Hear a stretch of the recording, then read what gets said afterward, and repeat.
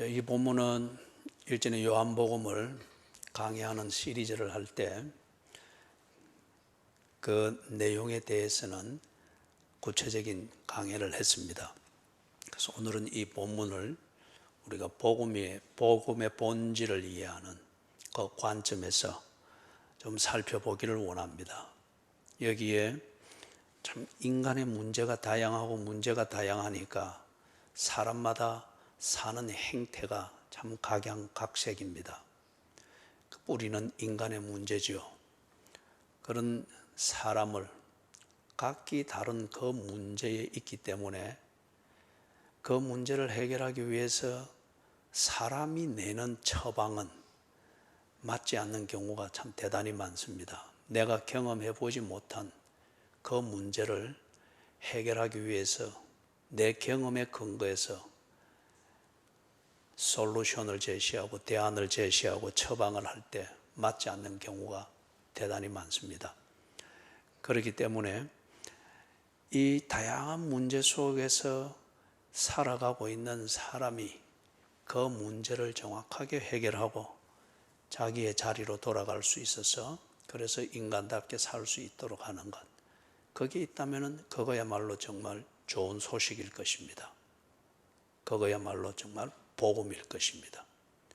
듣기에 좋은 소리가 아니라 정말 문제를 해결하고 그리고 나의 자리로 돌아가게 하는 것, 인간의 자리로 돌아가게 하는 것, 거기에 있다면 그건 정말 복음일 것입니다.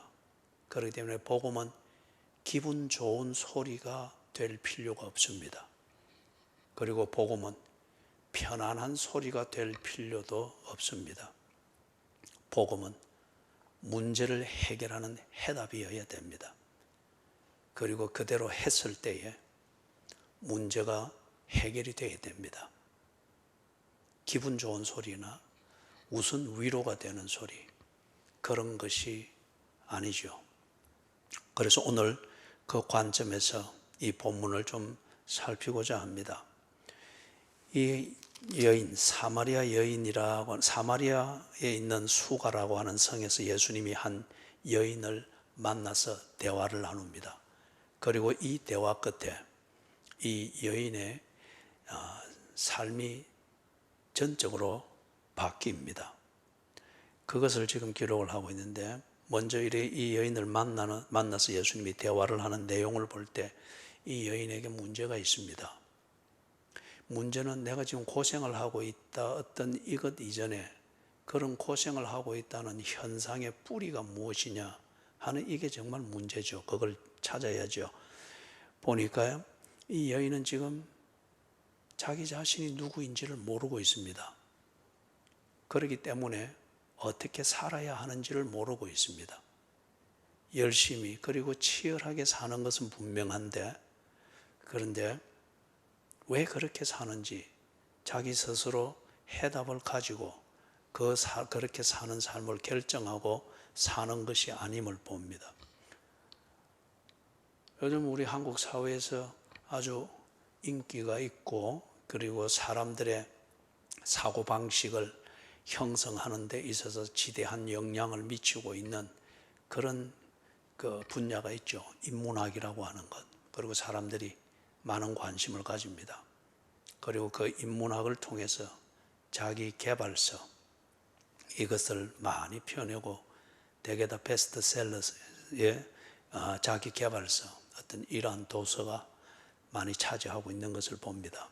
그래서 인문학의 주제는 세 가지입니다. 나는 누구인가? 이 질문에 대한 해답을 찾는 것이고, 그렇기 때문에 나는 어떻게 살아야 되는가? 지혜를 찾는 것이고, 그래서 나는 어떻게 죽어야 하는가? 아름다움을 찾는 겁니다. 그죠? 그래서 진선미라고 하는 말이 거기서 나오는 것이죠. 자, 그것을 우리가 비교해서 보더라도 이 여인은 지금 나는 누구인가?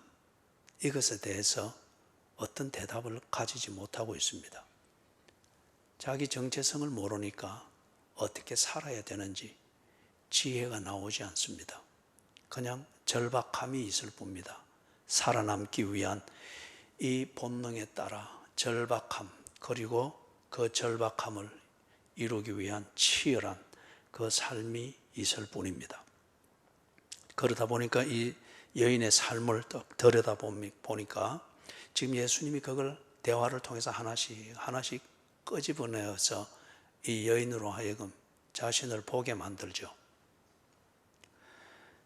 대화를 통해서 이 여인의 삶의 내면을 들여다보니까 좀 어려운 표현으로는 다중인격자와 같은 이러한 모습을 봅니다. 다시 말해서 이 여인이 자기 삶을 만들어 나가는 이 처세가 어떤 때는 이런 종류의 사람으로 처신하고 어떤 때는 저런 종류의 사람으로 처신하고 어떤 때는 또 제3의 그러한 인격으로 처신을 한다. 우리가 이런 걸 보고 다중인격이라고 합니다. 그것은 그 안에 자기 아닌 그 다른 무엇에 의해서 스스로 자기 자신이 누구인가에 대해서 속고 있을 때에 뿌리채 혼돈이 오는 거죠. 그러나 살아남아야 되기 때문에 굉장히 다양한 인격으로 처세를 하게 되는 걸 봅니다. 대개의 경우는 분노라고 하는 이게 그 밑바닥에서 작용을 하고 있는 것을 보게 됩니다. 우리가 거기까지 전문적으로 이 여인을 볼 필요는 없겠으나 그러나 보니 참 복잡합니다. 그래서 다중인격이라는 이 말로 좀 표현을 해보는 겁니다. 먼저는 볼 때 이 여인이 자기 자신을 이야기를 사마리아 여인이다. 나는 사마리아 여인이다. 이거는 유대인이라고 하는 이들과 민족적 또는 사상적 아니면 종교적 이 기준을 가지고 이 배척 관계를 만드는 여기서 나오는 자기 정체성입니다. 사마리아인이다. 우리가 대한민국 사람이다. 또는 북한, 조선 사람이다. 이게 어떤 면에서 우리의 사상적 정체성을 그렇게 하게 되죠. 그래 이게 어떤 면에서는 필요하지만은 근본적으로는 이거는 참 한 사람의 인격을 형성하는 데 있어서 굉장히 위험한 고정관념 또는 고정적인 사상이 될 수가 있지요. 애국은 중요합니다만은 그러나 그 애국이라는 이게 하나의 지나친 이념이 될 때에 사람의 본질과 성격을 뒤틀어 놓는 것을 우리가 볼 수 있습니다. 그래서 이 여인이 나는 사마리아 여자다 이리 하게 될 때 이 여인은 유대인을 상종할 수 없습니다. 자기 스스로 유대인은 자기 삶에서 배척을 하는 것 이렇게 될 수밖에 없습니다. 그리고 사마리아 여자라고 하는 이 자의식에 딱 갇혀지다 보니 그것에 맞는 생활만을 딱 하게 되죠. 그것만이 보이게 되죠.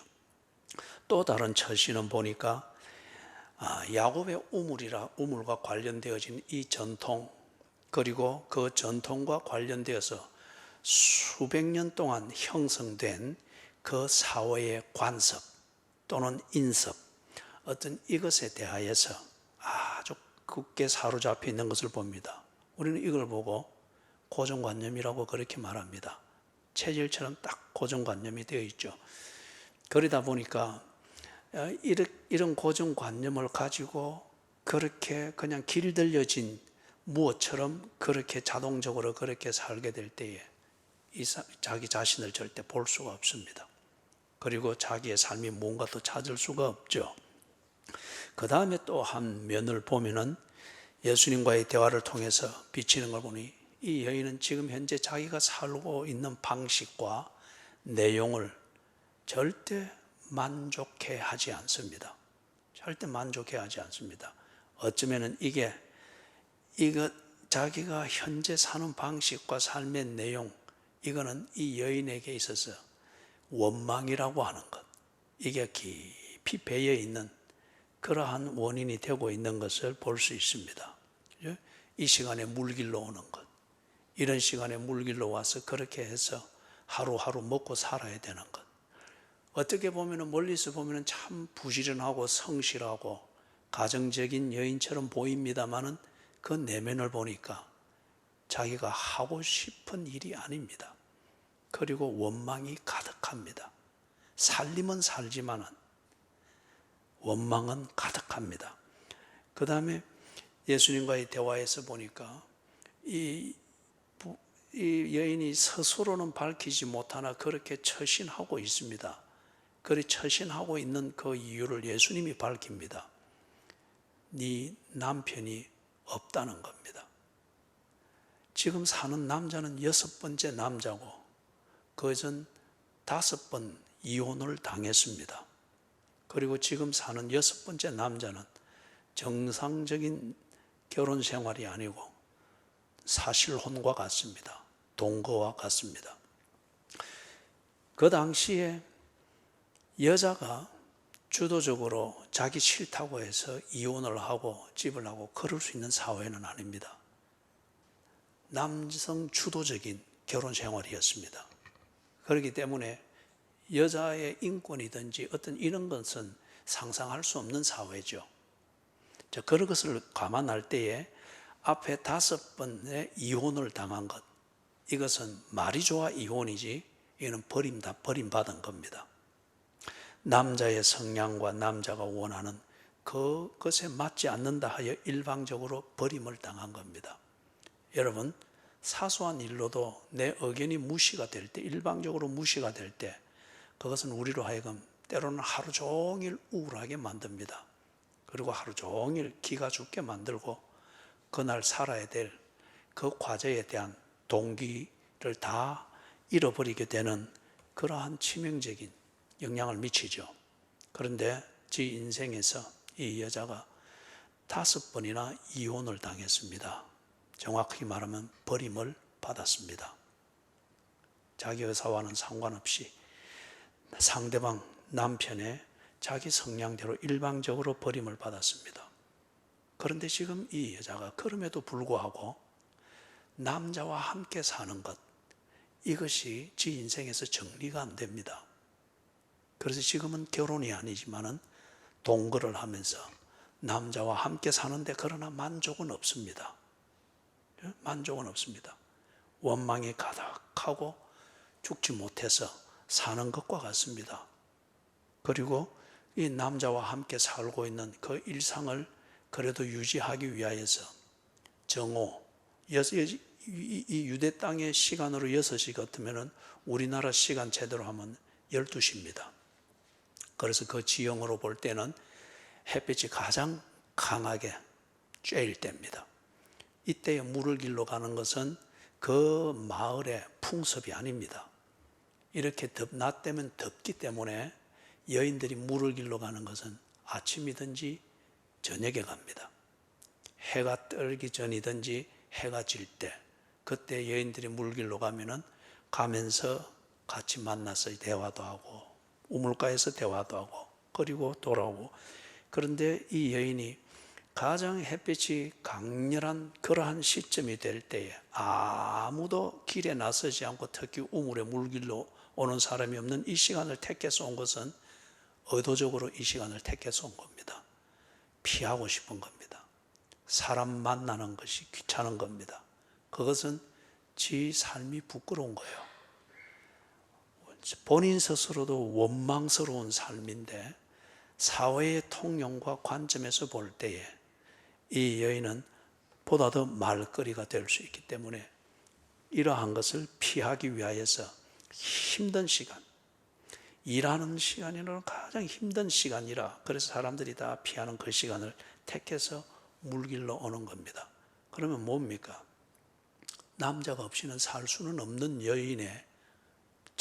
여인의 어떤 성향이 있습니다.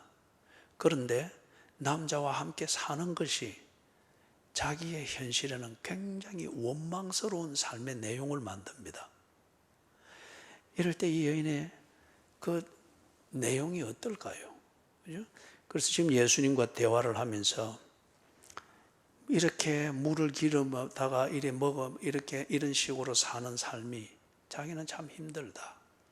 그러니 예수님이 말하는 그 생수, 그걸 내게 주어서 이런 생활을 좀 하지 않도록 해 주십시오. 그 다음에 이혼당한 문제, 그리고 지금 사는 남자, 어쩔 수 없이 살지만은, 내가 필요해서 살지만은, 그러나 이게 내 삶을 얼마나 원망스럽게 만들고 힘들게 만드는지 모르겠다. 이 이중적인. 그래서 어떤 면에서는 자신에 대한 이해와 동정심을 예수님으로부터 끌어내려고 하는, 이걸 봅니다. 우리는 이걸 보고 심리학적으로는 소시오패스 성향이라고 합니다. 나의 연약함을 보이고 어려움을 보이고, 그렇게 해서 그렇게 할 수 없는 그것을 사람들한테 어필해서 그 사람으로부터 동정심을 받고 이해를 받고, 그러면 그 사람은 나를 듣고, 내게 동정심을 가진 사람은 나를 도우려고 할 때, 요 동정심의 끈을 가지고 나는 그 사람을, 내가 약한 모습을 가지고서 실제로 그 사람을 휘두르고 있는 거예요. 이용해 먹고 있는 거예요. 그죠? 그래서 뭐 심한 경우는 이렇게 연약한 자기 친구를 요래 해서 그 자기 친구는 불쌍하니까, 어려우니까 도와주려고 하다 이러다 보니 이 사람이 나중에는 또 와서 지 집을 다 차지하고 있는 거예요. 출근하고 없으면 이 집에 들어와가지고 있는 것 없는 것 다 지 생활처럼 해먹고, 나중에는 제발 이제는 좀 나가달라 그래 해도 안 나가는 거예요. 이제 그래서 나의 약함과 어떤 내가 당신의 도움과 이해가 없이는 나는 지탱할 수 없다는 이런 동정심을 건드리고 동정심을 끌어내 가지고 딱 묶은 다음에, 그 다음에 내가 원하는 대로 부려먹는 것, 그리고 내가 원하는 것을 얻어내는 이런 성향을 가지고 처신하는 사람을 보고 우리는 소시오패스라고 합니다. 좀 전문적인 용어죠. 소시오패스라고 합니다. 그래서 지금 이 여인이 어떤 면에서 보면은 자기의 어려움과 원망스러운, 내가 현실에 대해서 얼마나 원망을 가지고 사는가, 이러한 자기의 불쌍한 모습을 예수님 앞에 은연중에서 어필을 하면서 예수님의 동정과 이해를 끌어내려고 하는 이런 처신을 하고 있는 것을 봅니다. 소시오패스적인 그런 인격을 가지고서 지금 또 이 상황을 통제하려고 하는 걸 봅니다. 그 다음에 예수님과 또 대화 속에서 보니까 이 여인은 굉장히 종교적입니다. 굉장히 종교적입니다. 그런데 그 종교가 자신의 의무감입니다. 그 공동체가 자기가 살고 있는 수가라고 하는 성과 수가성이 속해 있는 사마리아라고 하는 자기 나름대로 부르는 이 국가에서는 그렇게 섬기는 종교가 있습니다. 그리고 그 종교를 섬기는 방식이 있고 문화가 있습니다. 그것에 어울리지 않고 그것에 적응이 되지 않으면은, 소위 말해서 그것에 어울리지 못하고 튀면은 그 사회에서 언제나 따돌림을 받을 수가 있는 분위기입니다. 그렇기 때문에 그 종교를 알아서가 아니고, 그리고 알아보니 믿을 만한 내용이 있기 때문에가 아니고, 그 사회에 적응하기 위하여서, 그리고 그 사회에 자연스럽게 묻어 있기 위하여서 종교를, 그 사회가 통념이 되고 있는, 그 사회의 통념이 되고 있는 종교를 그렇게 자기도 따라가고 있습니다. 그러나 뭘 믿는지는 모릅니다. 왜 믿어야 하는지도 모릅니다. 이걸 믿어서 어떻게 되는지도 모릅니다. 이걸 믿기 위해서 내가 뭘 해야 되는지도 모릅니다. 그냥 그 사회가 전통적으로 관습적으로 하고 있는 대로 자기도 하고 있습니다. 그런데 이게 몸에 쫙 배어 놓으니까 굉장히 뭡니까? 예수님과의 대화에 있어서 이 상황을 피해 나갈 때 이 종교를 이용을 하고 있습니다. 굉장히 종교적인 인격입니다. 그 다음 마지막 한 가지를 더 보면은 메시아를 기다리고 있습니다. 그러나 이 여인이 메시아가 누군지는 모릅니다. 어떤 면에서 이 여인이 모든 현실을, 이 지금 지옥같이 여겨지는 자신의 현실과 자신의 삶, 이것으로부터 벗어나고 싶은 이 막연한 기대와 바람이 있지 않습니까?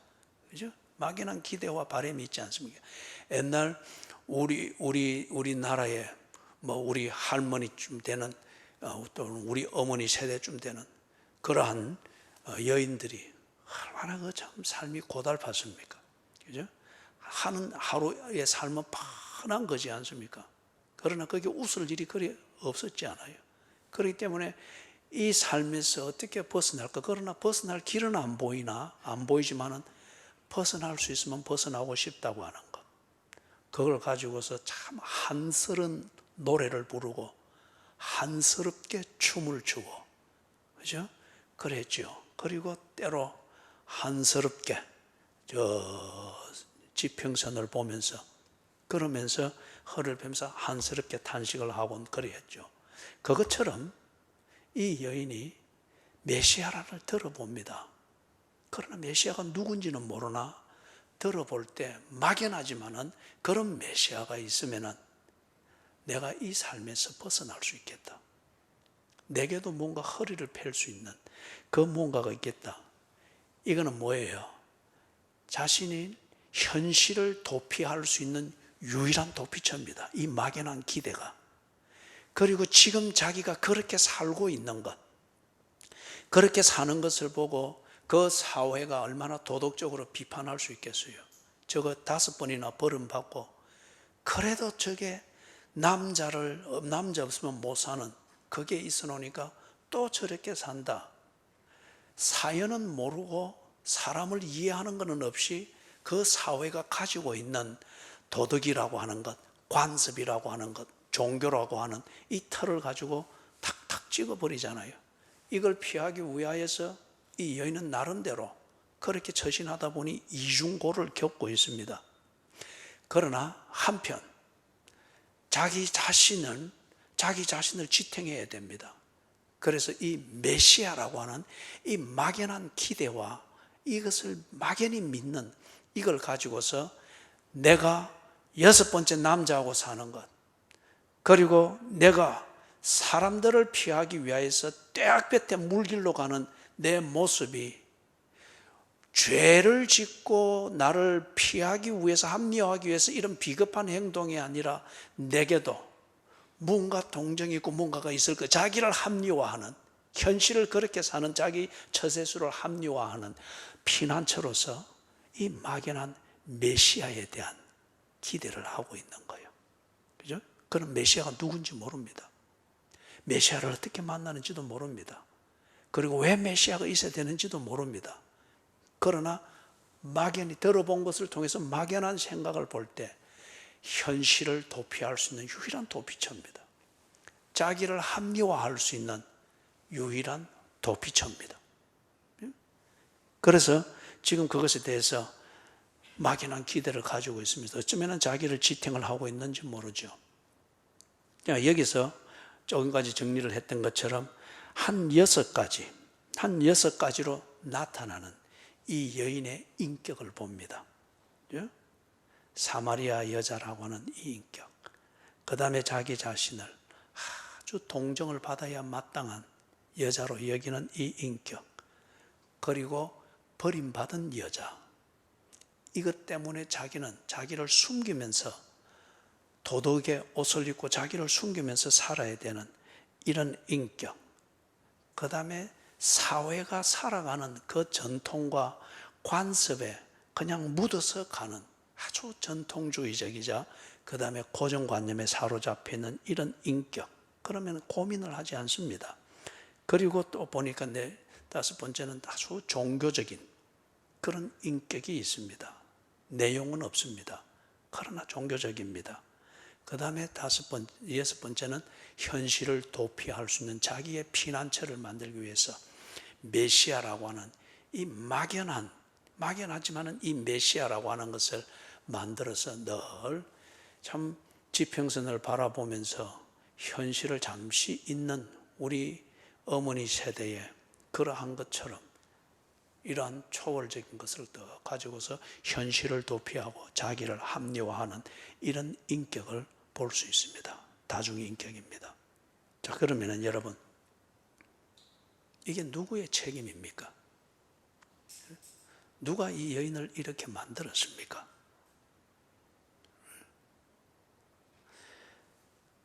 둘 중에 하나입니다. 이 여인은 지금 스스로도 그리 생각합니다.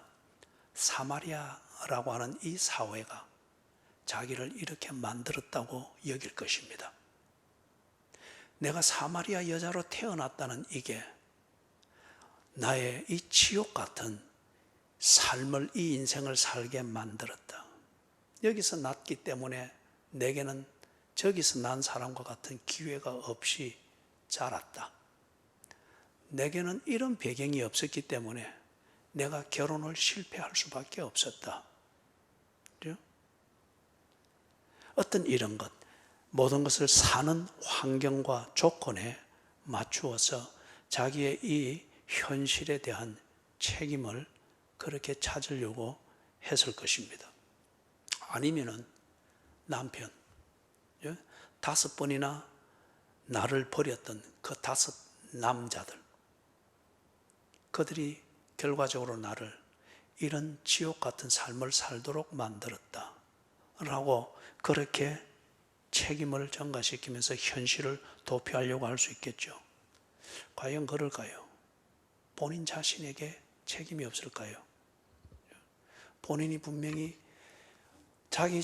내가 누구인가를 알았다면은, 그래서 내가 어떻게 살아야 되는가 하는 그 지혜에 그 근본을 가지고 있었다면, 기준을 가지고 있었다고 하면은 그런 남자들을 만났을까요? 아니면은 그런 남자들을 그때는 정해주는 대로 결혼을 했을 테니까 자기의 인생을, 그리고 결혼한 여자로서의 자기 처신을 버림받을 정도로 그리 했을까요? 그렇죠? 내가 누구인가를 알았다면 그렇게 처신했을까요? 여러분, 4장 28절 29절을 보면은 4장 28절 29절을 보면은 Patience. Do you have the outline of the sermon in English? Okay, good. Follow up, right? 4장 28절 29절을 보면은 여자가 물동이를 버려두고 동네로 들어가서 사람들에게 이르되 내가 행한 모든 일을 내게 말한 사람을 와서 보라. 이는 그리스도가 아니냐? 여러분, 여기서 뭘 봅니까? 여자의 수동적인 모습이 온데간데 없어졌습니다. 그리고 이 여자가 어떤 행동을 하기 위해서 어떤 환경과 조건이 만들어지는 것을 기다리는, 이게 전혀 없습니다. 여자가 스스로 지금 자기가 이 행동을 하고 어디로 가야 되며 무엇을 해야 되며 무엇을 말해야 되며 그리고 뭘 만들어야 되는가에 대해서 자기 자신의 행동에 대해서 동기를 가지고 있고 주도권을 가지고 있습니다. 그리고 그렇게 행동하고 있습니다. 그것에 대해서 이 여자가 누군가의 이해를 구하는 것도 아니고 누군가의 도움을 구하는 것도 아니고 자기의 즐거움을 자기 스스로 만들고 있습니다. 전혀 지금 성격이 다릅니다. 그리고 4장 39절에서부터 42절을 봅니다. 여자의 말이 내가 행한 모든 것을 그가 내게 말하였다 정언하므로 그 동네 중에 많은 사마리아인이 예수를 믿는지라. 사마리아인들이 예수께 와서 자기들과 함께 유하시기를 청하니 거기서 이틀을 유하심에 예수의 말씀으로 말미암아 믿는 자가 더욱 많아 그 여자에게 말하되 이제 우리가 믿는 것은 네 말로 인함이 아니니 이는 우리가 친히 듣고 그가 참으로 세상의 구주신 줄 알미라 하였더라. 피하였던 그 사회로 이 여자가 들어가 있습니다. 사람을 피하고서 막연한 자기가 만든 메시아 그 사상의 현실 도피처를 구하던 이 여자가 지금 이 사회에 사람들 속에서 자신의 삶을 만들어가고 있습니다. 그리고 오히려 그 사람들에게 새로운 삶을 찾을 수 있는 동기를 제공하고 있습니다. 그들이 예수를 만납니다. 그리고 그들이 예수를 만난 것을 굉장히 기뻐합니다. 그리고 그게 이 여자로 인한 것임을 인정을 합니다.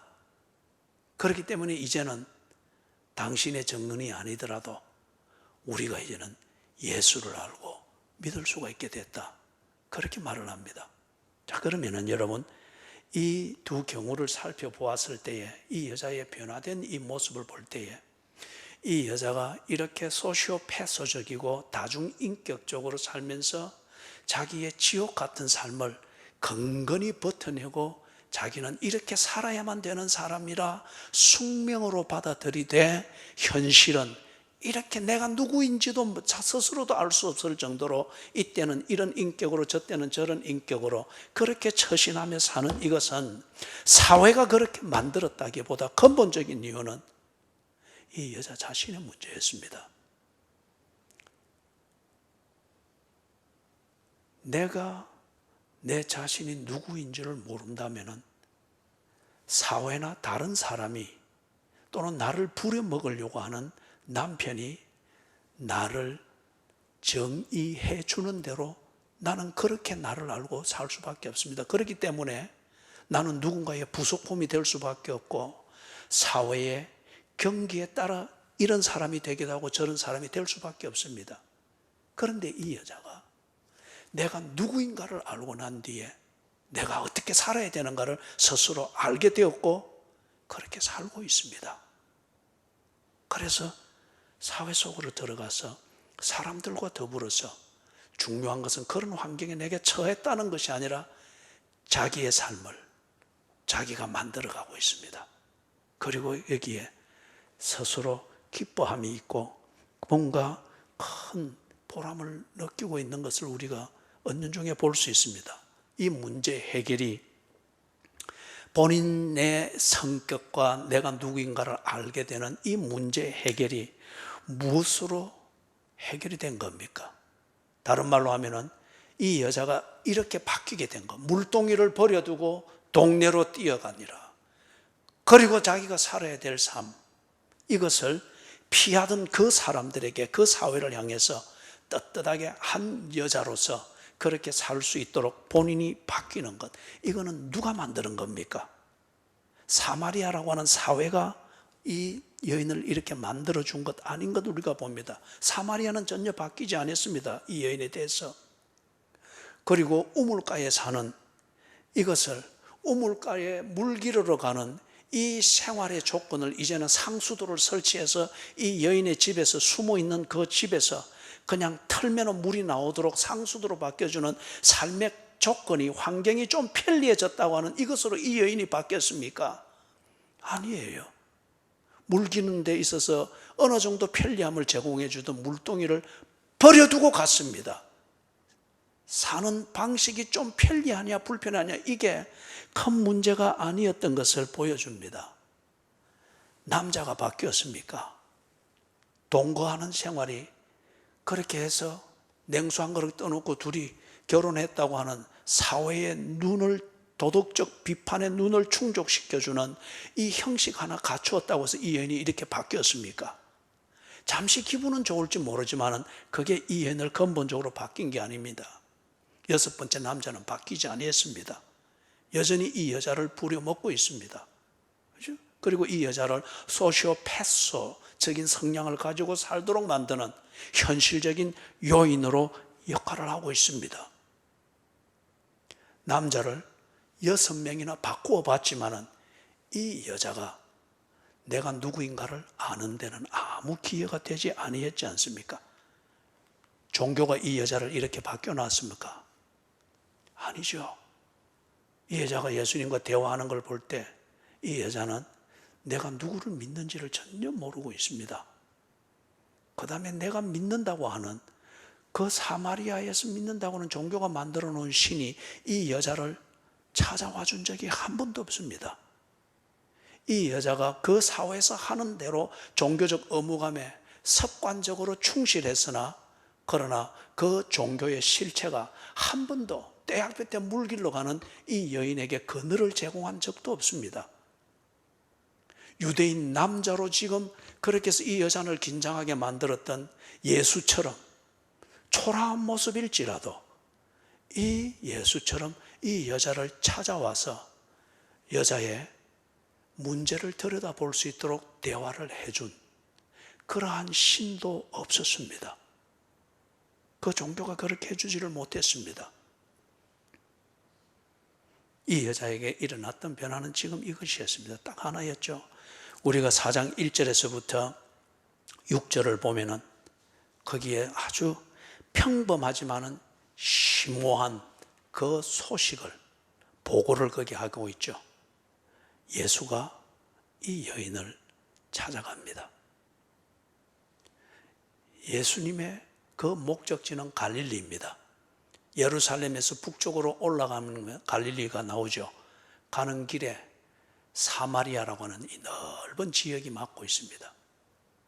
당시 유대인들은 사마리아인을 개처럼, 신앙 그들의 율법적 의미에서 부정한 개처럼 취급을 했기 때문에 그 지역을 지나가면은 자기들도 부정해진다고 하는 율법적 이 고정관념이 있기 때문에 요단강을 건너서 지금 요르단 땅에 해당되는 그쪽으로 해서 그 다음 갈릴리 지역에 왔을 때 다시 요단강을 건너와서 자기들의 목적지 갈릴리로 들어갑니다. 그런데 지금 예수님이 이 통념을 깨고 사마리아로 바로 가로질러 갑니다. 그것은 본이 이 여자를 만나기 위해서입니다. 이 여자가 만나야 될 사람은 이 여자를 이해를 하고, 그리고 이 여자로 하여금 자신의 처지에서 벗어날 수 있도록 이 여자의 눈을 열어주고 벗어날 수 있는 힘을 주고, 그리고 벗어날 수 있는 그 의지를 줄 수 있는 사람입니다. 남편이 아니고, 성욕을 채워줄 수 있는 남자가 아니고, 그런 것을 내가 원할 때마다 할 수 있도록 해주는 환경이나 집이 아니고, 이 여자를 숙명처럼 알고 그러나 지옥처럼 살고 있는 이 여자를 그것으로부터 벗어날 수 있도록 눈을 열어주고 동기를 부여하고 힘을 주고 그리고 끌어내 줄 수 있는 그 사람을 만나는 것이 이 여자에게 필요합니다. 예수가 이 여자를 찾아갑니다. 이 여자가 가진 종교도 그리 보내주고 있었습니다. 이 예수가 여인을 찾아갑니다. 그리고 우리가 보는 것처럼 긴 대화를 합니다. 참 소시오패소적인 성향을 가지고 다중인격을 가진 자와 대화를 한다는 게 얼마나 어렵습니까? 대개는 다 한두 마디에 지칩니다. 포기합니다. 그런데 예수님이 이 대화를 다 받아내면서 6개의 인격을 거쳐가면서 결과적으로는 이 여인으로 하여금 자기가 누구인가, 6개의 인격 안에 숨어있는 자기 자신을 보게 해 주십니다. 예수님이 이 여자와 대화하는 것을 통해서 이 여자가 자기의 진정한 모습을 보게 되었습니다. 그러다 보니 어떻게 살아야 되는가? 나는 버림받은 여자도 아니고 사마리아 여인도 아니고 나는 늘 피해 다니면서 물만 길어야 되는 이런 여자가 아니다. 나는 누구인가? 알게 됐습니다. 그러더니 자연스럽게 어떻게 살아야 되는가? 정리가 됩니다. 이게 변화죠. 이게 변화죠. 변색이 아니라 이게 변화죠. 그래서 4장 28절, 29절 아까 보았던 그 내용이죠. 다시 한번 읽어봅니다. 4장 28절, 29절 제가 봉독합니다. 여자가 물동이를 버려두고 동네로 들어가서 사람들에게 이르되 내가 행한 모든 일을 내게 말한 사람을 와서 보라. 이는 그리스도가 아니냐. 변화되었습니다. 사랑하는 여러분, 이 여인에게 찾아와준 그 예수는 이 여인이 만난 복음입니다. 이 여인을 찾아와준 예수, 그리고 6개의 인격을 그렇게 변색해 가면서 그렇게 자기를 변명하는 여인과 끈질기게 대화해 준 이 예수는 종교가 아니고 복음이었습니다. 종교는 이 여인으로 하여금 다중인격자 또는 소시오패스적인 성향의 사람으로 자기를 잊고 단지 숙명이라 여기고 사는 그러한 사람으로 만들었으나 복음이신 예수는 이 여인을 변화시켰습니다. 그리고 이 여인이 드디어 자기가 만든 숙명이라고 하는 이 족쇄를 풀어버리고 한 여자로서, 한 인격체로서 자신의 삶을 살기 시작합니다. 사랑하는 여러분, 복음이신 예수가 여러분을 찾아올 때에 있는 모습 그대로 그분과 대화하십시오. 그분은 성경을 통하여 여러분을 찾아올 것이고, 이런 예배를 통하여 찾아올 것이고, 여러분의 지극히 인간적인 그러나 탄식을 담은 예수를 찾는 그 기도를 통해서 찾아올 것이고, 여러분이 삶에 지친 여러분의 우물가를 향하여 터벅터벅 걷는 그 길에 예수는 여러분을 찾아와 만나 주실 겁니다. 있는 모습 그대로 만나십시오. 여러분이 6개의 인격을 가지고 지금을 지탱하고 있는 사람이라 할지라도 그분을 만나 대화하면 6개의 겹겹이 켜진 6개의 인격에 감추어져 있는 여러분됨을 볼 수 있도록 그분이 도우실 것입니다. 부디 복음을 만나서 여러분의 삶에 새로운 길을 찾게 되기를 주님의 이름으로 축원합니다.